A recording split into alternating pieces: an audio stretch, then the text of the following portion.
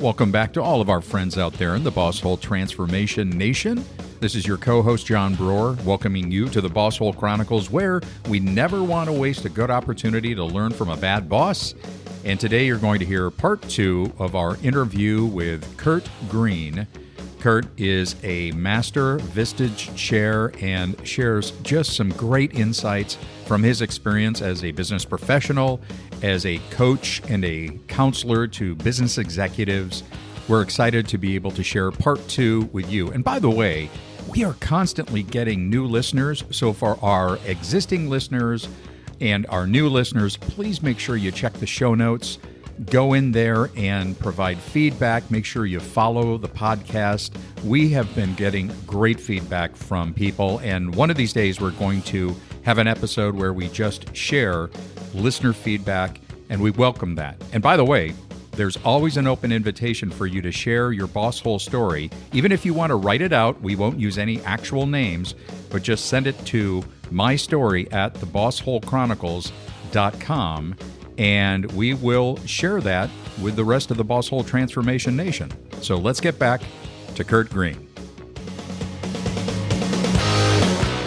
The Bosshole Chronicles are brought to you by Real Good Ventures, a talent optimization firm helping organizations diagnose their most critical people and execution issues with world-class analytics.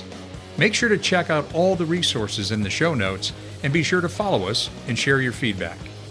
Enjoy today's episode. So we've talked about not doubling down on the stuff you're already doing, expecting it to magically produce some great level of engagement that hasn't been there before. Let's do more of that. Let's attract more people by doing the same stuff. You've talked about focusing on the one-to-ones and the softer side, the relationship, the connection with people. You've talked about people need attention. You offered up too Katherine Schafler's 4 questions. We'll make sure we put a link to those in the show notes. What else you got for us? How do we work better to retain and attract good talent? I mean, the statistics are pretty staggering, first of all. I think it's the Global Benefits Attitude Survey from last year. 62% of respondents are saying they're burnout from work. 43% of managers are saying that they're having trouble meeting basic needs of the business. I think there's some other scary numbers. This is from the Career Optimism Index from last year. 50% of workers say they're looking or are at risk of leaving their employer. But here's the most alarming statistic. 62% of those respondents said that they would consider staying if things changed. Wow. So all we got to do is change as bosses. So what does that look like? I'm a big fan of Mark Murphy at Leadership IQ, and he has this whole concept called shoves and tugs. And so every interaction we have with everyone else that we work with is either a shove or a tug. It's either an interaction that when we leave that interaction, it's shoving us out the door, or it's an interaction that tugs us in and makes us want to stay. And every single day, every one of us, you, me, all of us, we wake up and we just like, am I going into that place today? Right? Am I bouncing out of bed, or am I looking for reasons to not leave the bed because I can't stand one more day working with that coworker, dealing with that problem employee that I don't know how to counsel, or that boss who is a bosshole. So it's a really neat framework to just say, okay, so how do I poll my people or do a fierce self-inventory of my own to say, how am I netting out in terms of shoves and tugs? And it's almost like you just start paying attention to what kind of interactions you're having.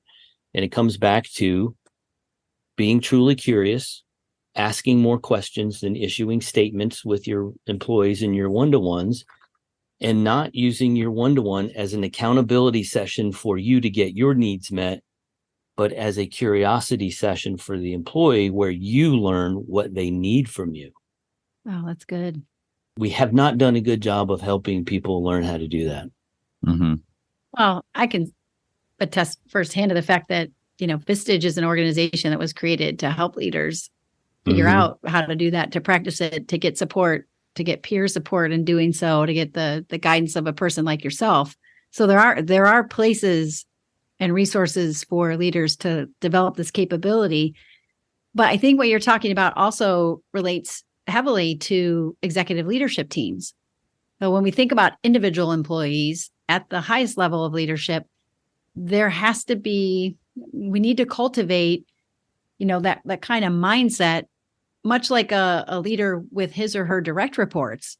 Like, am I as interested in what's happening in your division as I am attached to my own results? I was speaking to someone even earlier today, working in the marketing sales part of an enterprise, and frustrated. I need results. I need answers. I need information from the engineering and from the other divisions. And I think this conversation is so common at the senior leadership team level. I was thinking about how the CEO has to develop that and foster that climate at the executive leadership team level, where there's as much, I'm not here to get my needs met. I mean, yes, I'd like to have, the answers I need for our success, but when I'm at this table, this is my team number one. This is the team that I have to be aware of the challenges you're all facing. I have to be aware of the challenges I'm causing. I have to be causing the matter of eliminating those challenges. And that is also very difficult to achieve, isn't it? Yeah, it is. I love that concept from Patrick Lencioni when he talks about that.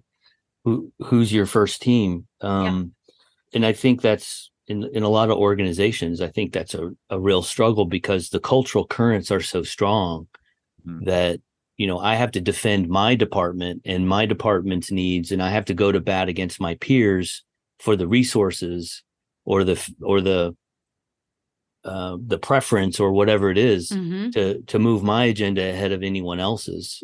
I think that's the undercurrent of a lot of the change we see happening since COVID, is that people have lost their patience for all of that nonsense.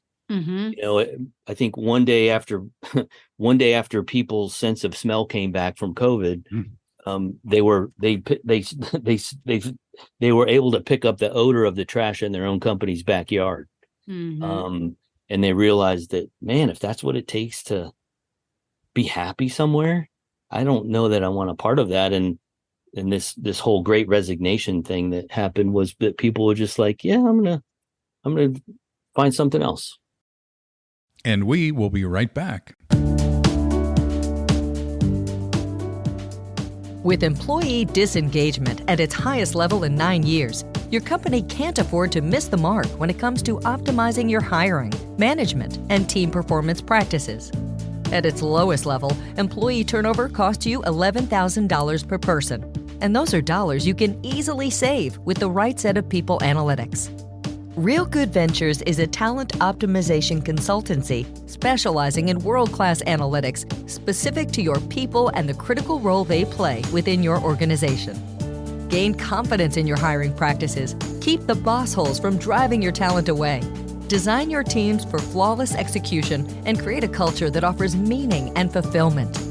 Real Good Ventures has a family of validated diagnostic tools specific to the human aspect of business, because we know that all business issues are people issues. Visit us today at www.realgoodventures.com and bring meaning and fulfillment back into your workplace. Okay, let's get back to the program. It's not lost on us that we need to create healthier environments. You touched on those kind of sobering statistics from the Global Benefits Attitude Survey. And there's quite a bit now coming out about the serious repercussions of burnout, and in particular manager burnout, and managers being forced to kind of bear the load of both sides of the spectrum. So I didn't want to step over that because I think that in the one-to-one connection, there's an opportunity for us to get a better sense of how people are, amidst all this continuing turbulence. And I think that's really important. And really what you're talking about is misaligned ideas and unmet expectations. So when we have tension at the leadership team level, it's people aren't rowing in the same direction, or they have some expectation that is not yet met, which is human behavior. And the same is probably true for that tug and shrug. Wait, Shoves, yeah. Shove and tug situation.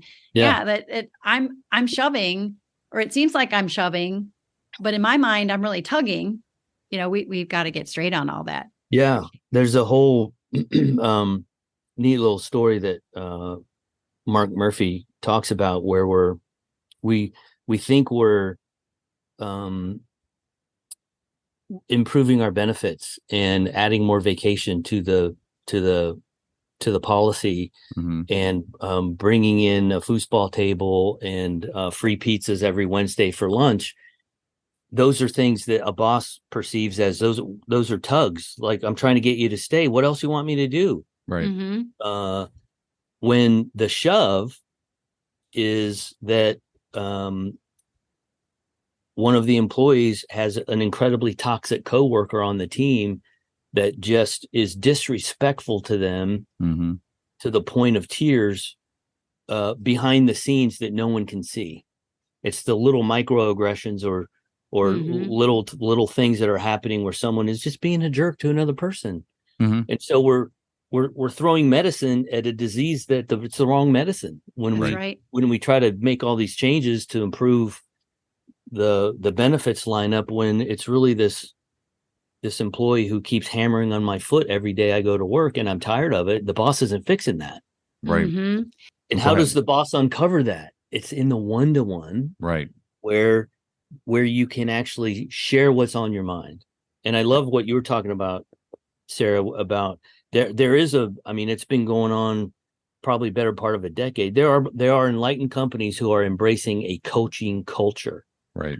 Like, they have prescribed curriculum of coaching all of their people who supervise other folks to become better coaches. And I applaud those organizations, but they're too few, in my opinion. Yeah. Far too few. We've been for the better part of 2 years talking about the need to reinvent the manager, because we are bound by and still influenced by very much an old model, and out of respect to those that have been brought up in the old model, and I include myself in there, and even more of a hardcore approach. And we were talking about Jack Welch. It's not an either or; it's a both and. I mean, we do need people, competent leaders who are willing to step in and be courageous, and at the same time, to your point, Kurt, have their fingers on the pulse of what's happening within their team, because that's absolutely essential. And so if I have team members, if I have one team member that is abusive and in any way to a fellow team member, yes, that is also my responsibility. And that's a reinvented sort of way of looking at what managers and supervisors need to be doing. It is broader, and it is harder, and it requires different skills. And I think that's why we're seeing a lot of managers getting totally burned out, because this is unfamiliar territory. Yeah. There's a whole lot more, I think, soft skill, empathy, vulnerability, transparency stuff required. I think the old model is that you're the boss and you have to have all the answers. Yes. Right. And our society has bred that. You get into good schools because you knew all the right answers. You get promoted at work because you had all the right answers. You get more money because you had all the right answers. When the key to your point, John, of remaking the manager is that in my opinion, is that it's about having the right questions. And those questions are simply the ones you ask your employees in a one-to-one. Yep. That's where Kurt, that's where the revolution is, in my opinion. I think that might be our title right there. The revolution. The revolution, leadership revolution, whatever, something like that. I love that. To that point, I love how you keep tying everything back to the one-on-one. It is the medium in which we can engage the person, understand the person, help and support the person, guide, coach the person, understand broader issues and address those. I wanted to ask you too, just if you wouldn't mind quickly, decisive action. It is the requirement of a leader to take decisive action. For a guy like you, who's wired the way you are, that's not a hard thing. you see the big picture, you probably are confident in what you want, you go after it. This is how we're going to make this thing work. But what about for people who don't have that natural capacity and it's too risky, but they need to take an action? My answer probably going to sound a little bit too Vistage-y, but that's where surrounding yourself with other smart people comes in.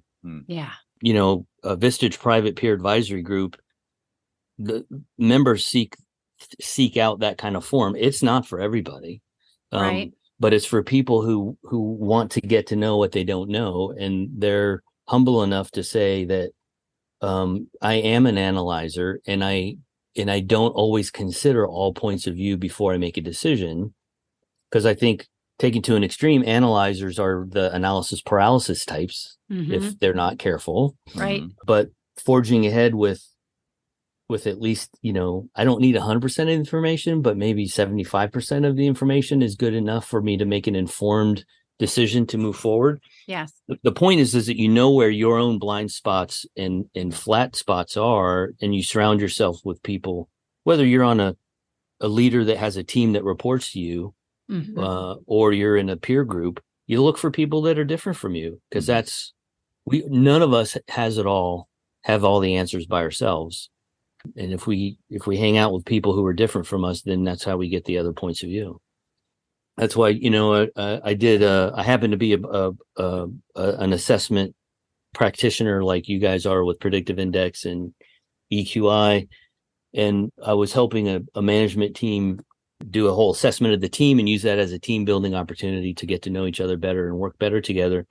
And long story short, there's a grid of where everyone falls, and the CEO was up in one corner of the company, and everyone he hired was right around him.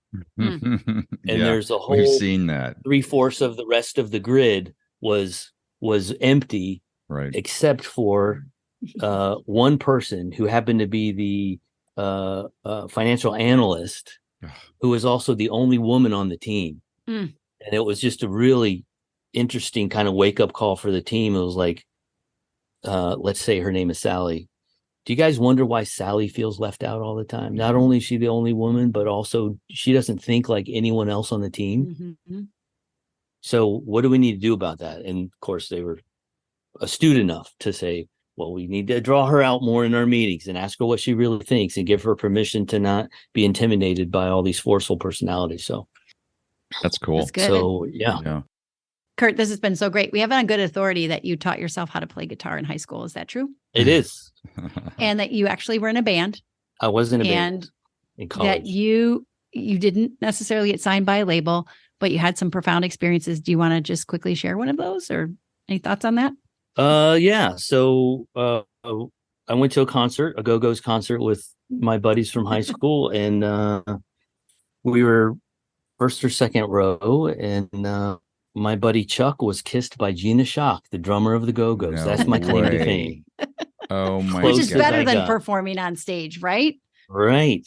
Well, Gosh. yeah, it's evident that you're certainly a man of many talents. Your interest in people and developing people has gotten you to the point you are. We feel really lucky to have had you on the podcast. Want to say thank you. Yeah. Thank you. Yeah, we'll definitely put contact information for you in our show notes so people can reach out should they want to connect. John, anything else from you? No, Kurt, it's been great. Thanks for the insights. I know our listeners will value it. It was so nice having you on the program. It's been a pleasure. Thanks for having me. Yep. And we'll see you next time on the Bosshole Chronicles. We'd like to thank our guest today on the Bosshole Chronicles. And if you have a Bosshole Chronicles story of your own, please email us at mystory@thebossholechronicles.com. Once again, mystory@thebossholechronicles.com. We'll see you again soon.